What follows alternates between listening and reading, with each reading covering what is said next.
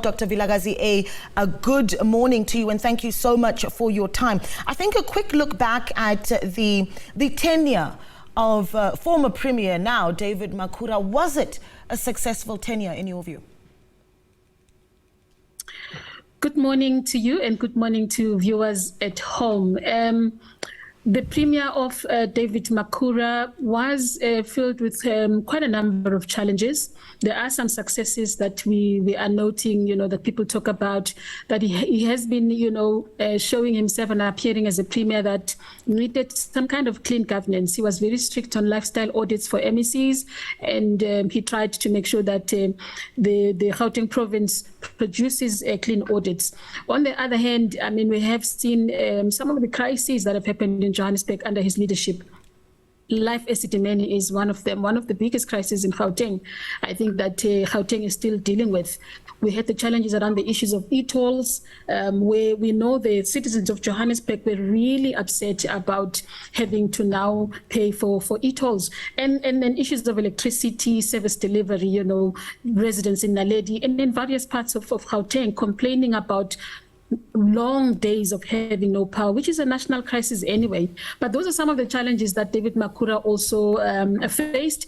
And I think partly because he's a Premier, he cannot really be immune or taken out of those kinds of crises, even though they are linked to certain MECs. He is the Premier. He should have known. People are saying that. So there are those challenges that he has faced, as much as is seen as at least perhaps one of the few gurus around public administration that the ANC has produced. Yeah, I want to talk a little bit about what this means for stability in the province. I mean, we've got the shifting power dynamics within the Johannesburg Metro and the Johannesburg city and its leadership. Are you concerned around leadership stability in a province that is vital for our economy? Totally. I mean, we are talking about the land of gold, and Panyaza, Lesufi coming in, and what is happening also, particularly in Johannesburg, with the ousting of the mayor, going to court, Tshwane, Eguruleni. There's a lot of instability in the province that Panyaza Lesufi will need to sort of come in and pull things together. But we also know that Panyaza Lesufi's leadership as now outgoing MEC for education has got a lot of glitches in it. He has been in contestation with the opposition, in the province around issues of racism, around how we are running schools and so on. The DA very strongly calling on him to step down. So we are likely to see that continuation, of that kind of politic, where the DA is probably going to continue to call him to step down as a Premier. And of course, that continuing and deepening instability in the province. And of course, the coalition politics, right? We've seen that it's really, there's turmoil in the province, and Panyaza would need to then present himself as a candidate that's going to be able to bring some level of confidence to citizens in Johannesburg, perhaps bring the political parties together, in terms of finding ways of working together. And it is a challenging task, given the scenario in Gauteng at the moment. Yeah, because ultimately we are just 2 years away from the provincial and national elections, when leadership of provinces will be appointed. I mean, where does this put the party and the province, and how does it position us for 2024?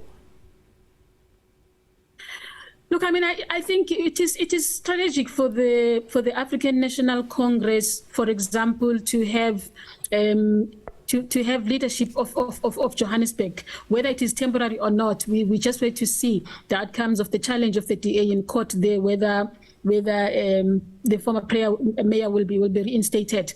But it's strategic in a sense that then it places the African National Congress at an advantage position to be able to lobby towards 2024. And we are hearing that they are planning to utilize the same strategy that they've just done in Johannesburg, in Johannesburg, in Tshwane and Eguruleni, to oust all those municipalities. So it is a strategy. It's a political strategy to plan for 2024, to make sure that they regain the confidence of voters. But it doesn't mean that voters are blind, right? It doesn't mean that voters are blinded to the failures of the African National Congress that you've seen everywhere glaringly, around lack of service delivery, around issues of corruption. Everybody is saying the ousting of Umpo Palatse in Johannesburg is really about the gravy train, is really about the ANC wanting to come closer to the fiscus. And we have seen that happening in other places as well. So that kind of instability is something that should worry us. And whether Panyaza Lesufi is able to bring back calm and stability. I think it's a question that is huge that we should all really be worried about. I do not see it happening, for reasons that I've stated. I think Gauteng is a province that is deteriorating. It's a province that is faced with issues of xenophobia, issues of racism, issues of unemployment. It's one of our overpopulated provinces. It's one of our big metros in the country, and heading towards 2024 with this kind of chaos and instability amongst political parties is something that I do not think can be fixed within the next 2 years without a thorough plan around a framework to say, as coalitions, how do we correct the mistakes that we're seeing in Nelson Mandela Bay, the mistakes that we've seen in Nyaguruleni, in Tshwane, and in Johannesburg. So you would need then Lesufi, for instance, to bring together his leadership and perhaps national as well to say, let us put a framework in place. Yes, perhaps we have ousted Uphalatse. Maybe we can succeed in Tshwane and Nyaguruleni. We do not know, but we cannot continue to doing it in this way. There's a framework that must be in place, something that guides coalitions in 2024. Because I can tell you now, if you're going to see the kind of chaos nationally in 2024, because inevitably we are going towards coalitions, and this thing is not being fixed. You go in with this kind of politicking, which I think is cheap politics in my view. Ultimately, people are just political parties. Ultimately, sorry, Dr. Vilakazi, I need to step in there because ultimately we can speak all day about coalitions in the province and how they're working or not working, but it is essentially us, the citizens of the province, that are feeling the brunt when things don't work. Whose hands have we been left in? Are we left in safe hands with Panyaza Lesufi? I do not think so. I do not think so, and I'm speaking under correction. And I think the writing is on the wall. The ANC has been in power before in Gauteng. Have they delivered? That's the question that we should ask ourselves as citizens. And I think you just have to look back in all the things that I've just listed here. Look at the e-tolls, look at Sandal scandals, look at life acid money, look at the electricity crisis and the levels of unemployment that metros are going through in Gauteng. So I don't think that we are in safe hands. I don't think that we're in safe hands anyway in the party political system in South Africa. As citizens of Gauteng and everywhere else in the country, honestly, it is time for us to reimagine a different political system that is centered around service delivery, that is centered around changing the ordinary lives of people. And the manner in which the party political system of South Africa is structured at this point, particularly now with coalitions, it is highly volatile.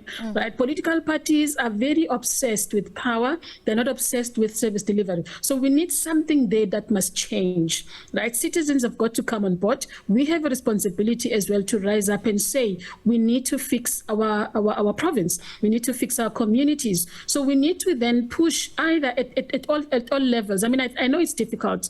We have, for example, at this point, the amendment of the Electoral Act.